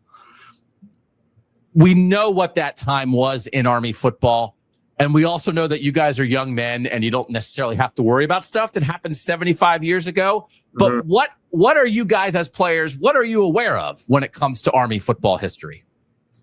What do you mean? Like, do they talk about Mr. Inside and Mr. Outside? Are there Heisman trophies that you can walk past anywhere? Like, I'm just curious. Yeah, there's Heisman trophy. We have the Heisman trophies up in like the third floor and like our little. Oh, for real? Living room. Yeah, the Heisman trophies are like by the coach's office and stuff. So you see them whenever you go up to see your coaches. So we know, we know a little bit of the history.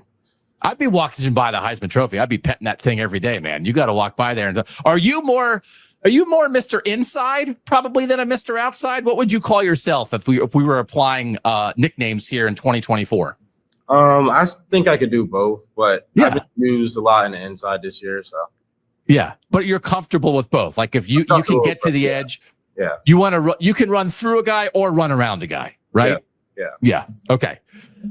1958 was the last time that Army beat Notre Dame. It's not like Army and Notre Dame play every season, but just we know you guys are off this week, but just what is the opportunity here with this Notre Dame game coming next week in Yankee Stadium? Just what do you think that atmosphere is going to be like? And what's the opportunity to play a game like this between two ranked teams and two incredibly historic college football programs?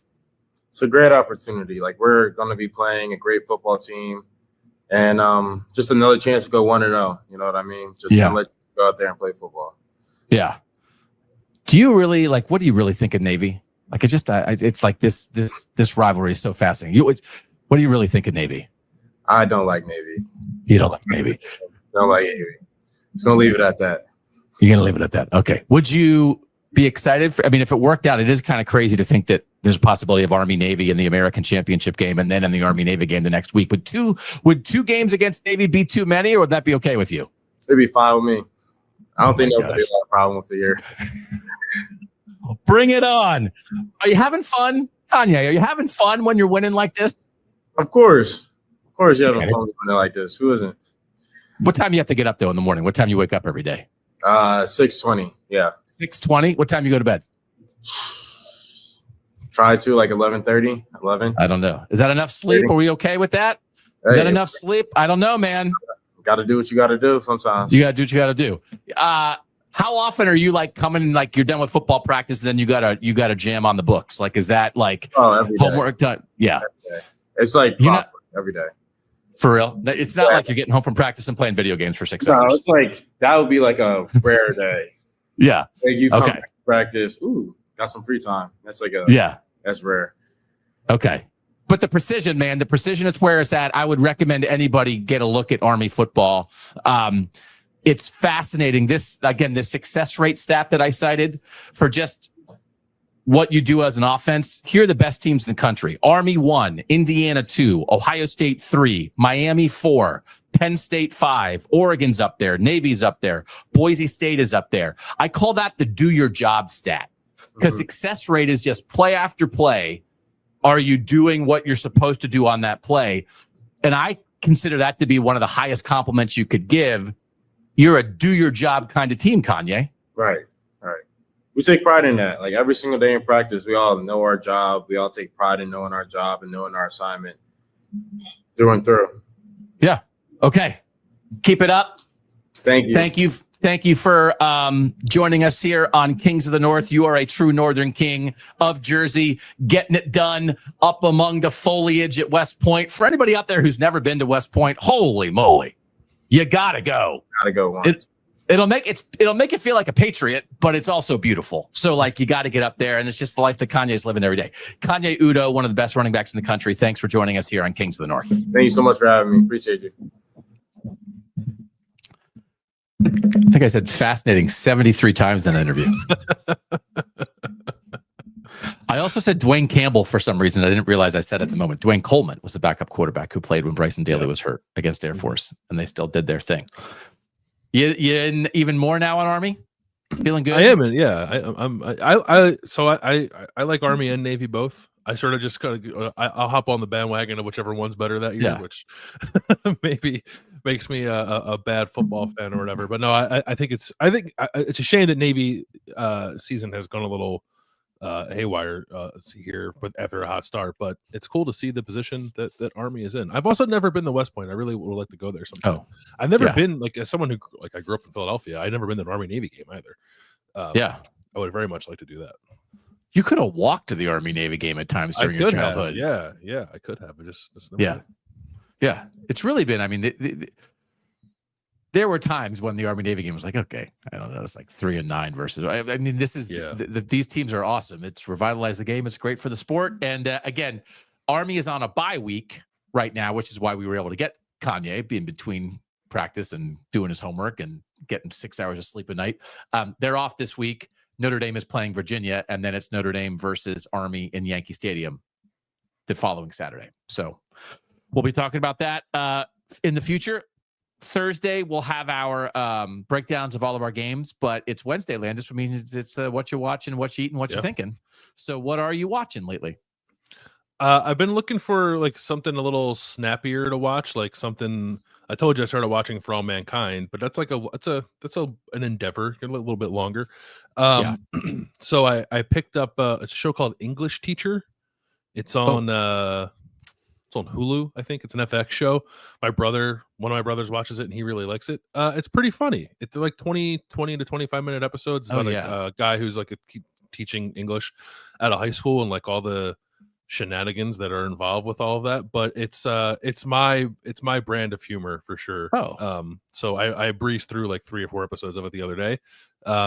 It's quite good. I think it's like all comedy. It might not be for everyone's taste, but it's I find it quite enjoyable. Well, what is your brand of humor? Is your brand of humor gentle, or do you like jokes about wieners and stuff? Yeah, no, the latter. I think. I think I am who I am. I find that funny. No, I just think I think people who are quick like that is what I find that like that's why I like Vince Vaughn so much, because like that's like his entire thing. So like that, I guess it's less of a style or less of like a content of the comedy, but more of like a delivery of the comedy kind of thing that I think gets me. Okay. English. What is it? The English Teacher? English Teacher. Yeah. English Teacher. Okay. So there's a show that's restarting up a season 2 of it, and on Apple TV that's called Bad Sisters. And my wife and I watched the first one. Did you watch Bad Sisters on Apple TV at all? No. It was like more like an 8-episode kind of thing. But I want to talk about the person who wrote it and is the star of it. Her name is Sharon Horgan. And I don't know if you ever watched Catastrophe on Prime, on Amazon Prime, like 8 years ago. You ever heard of that show? No. Okay. Sharon Horgan is like if Jennifer Aniston was the most sarcastic person you ever met. Or like, she is not gentle comedy either.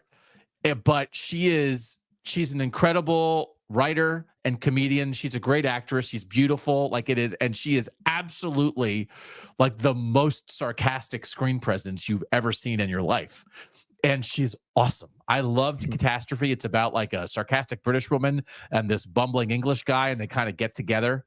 It's Rob Delaney is the American guy who he's like in Wolverine movies, right? He's Wolverine's friend or something. Sometimes I don't know. Deadpool's friend. It might be Deadpool's friend. He's Deadpool, funny. Yeah. So they're very funny together. So I would highly recommend Catastrophe to anybody who would want to watch it. But then Bad Sisters is about these sisters. She's Irish. It's about these sisters in Ireland, and like a crazy thing happens, and it's like a mystery. And now they're doing season 2 of Bad Sisters. So she's just a very unique performer. And I would just put anybody onto her work. I think most of her other stuff's like on the BBC and stuff. It's not like I've seen everything she's ever done. She's just, I think, spectacularly funny in a very specific kind of way. So Bad Sisters, season 2 on Apple TV is like starting up like right now. So I'm getting ready to watch that. What are you eating? I would like to take a moment to celebrate the fried chicken fillet as a breakfast option. And I had there's a place in Columbus called Catalina's that actually, Oh yeah. there's two that I know of, but the third, or at least the third one that I know of, just opened like, I don't know, 4 blocks from where I live. Yeah. So we went there last week, and they have a sandwich that is, it's just a fried chicken fillet, sunny side up egg, cheddar cheese, I think, and they have like a house hot sauce they put on it, and it is pretty tasty. It's a pretty good breakfast sandwich. But I just don't. I think generally people do not embrace enough the option of a piece of chicken for breakfast, right? And I probably used to be one of those people, if I'm being honest. And I don't know when my eyes were open to it. It might have been Chick-fil-A. Maybe it was Chick-fil-A. But whether it's a piece of grilled chicken, because I love the egg white grill at Chick-fil-A, but really a piece of fried chicken getting involved with your breakfast, I think is just a nice step and a nice way to start your day. No, Chick-fil-A is great. Wendy's has a fried chicken breakfast sandwich now. Mm-hmm. You can put anything on a biscuit and it's suddenly breakfast. I think if you put spaghetti and meatballs on a biscuit, it'd be like it's a breakfast sandwich. Biscuits are magic. I went to I'm trying to look it up now. Let's see if I can. I was in College Park, Maryland, covering a basketball game. And I think it was a day I was leaving. It was the morning after the game. I went to a soul food restaurant in College Park. I can't remember what it was called. Milk and Honey, I think is what it was called. Okay. And I got like biscuits and gravy, but there were also gigantic pieces of fried chicken on it. So it was biscuit, fried chicken, egg, sausage gravy ladle over the top. And I ate the entire thing before my 6.5 hour drive back to Columbus. And I got like 45 minutes down the road and was like, I need to nap. Pulled over.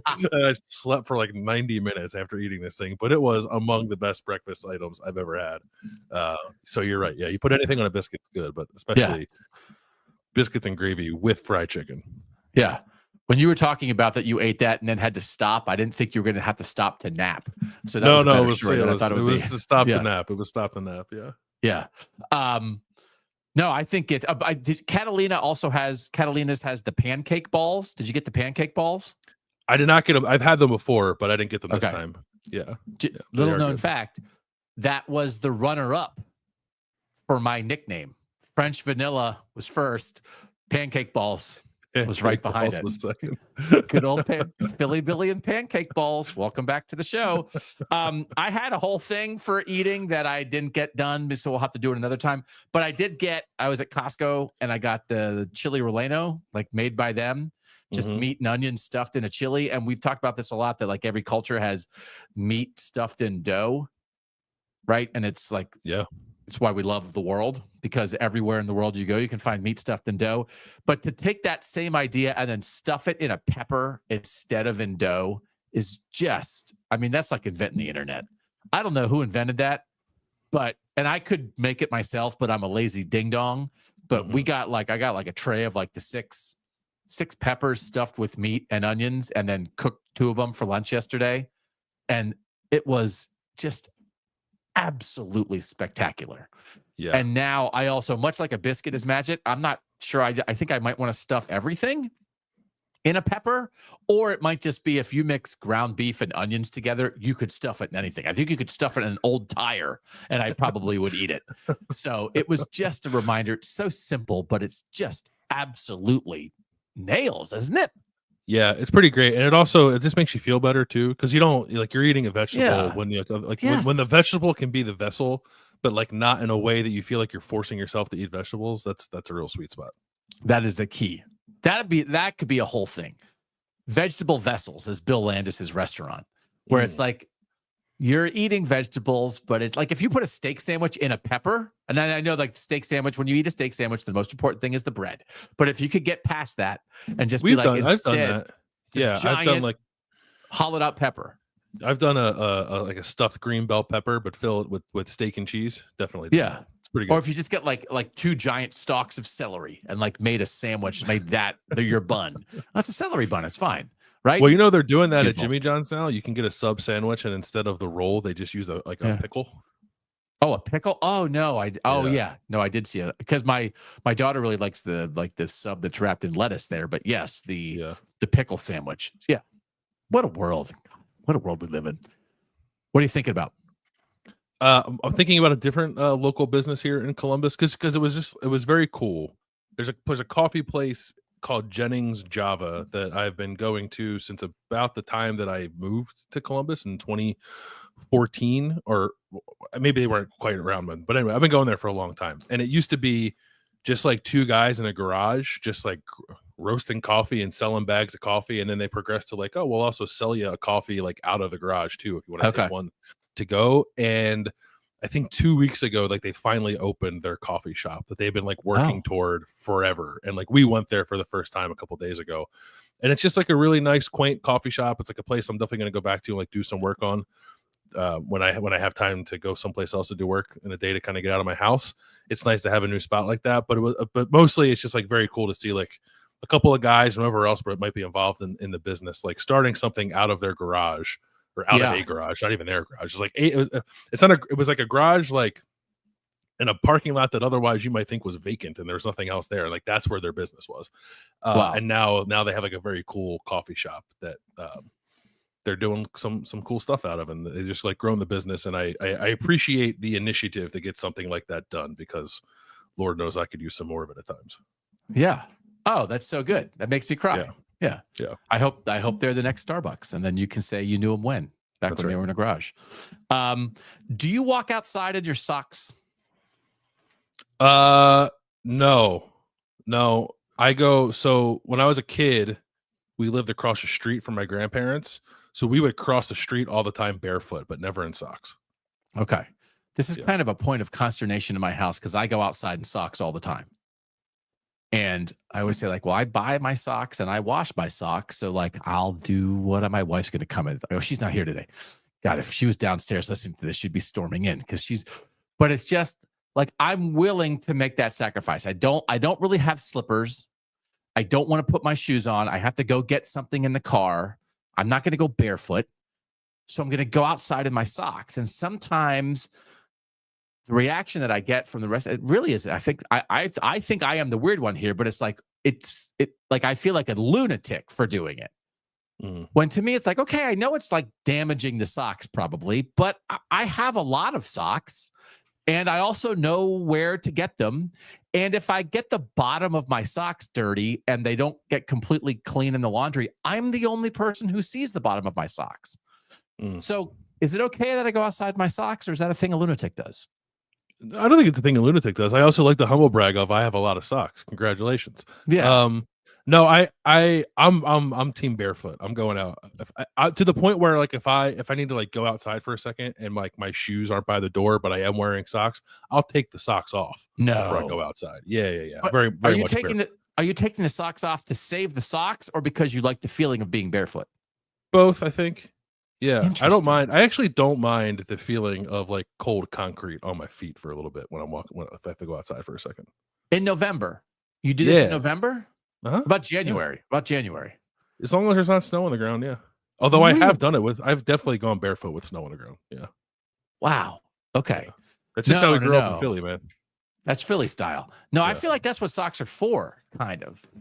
They're the perfect in between. Because I don't want to put my shoes on, but I also don't want to be barefoot.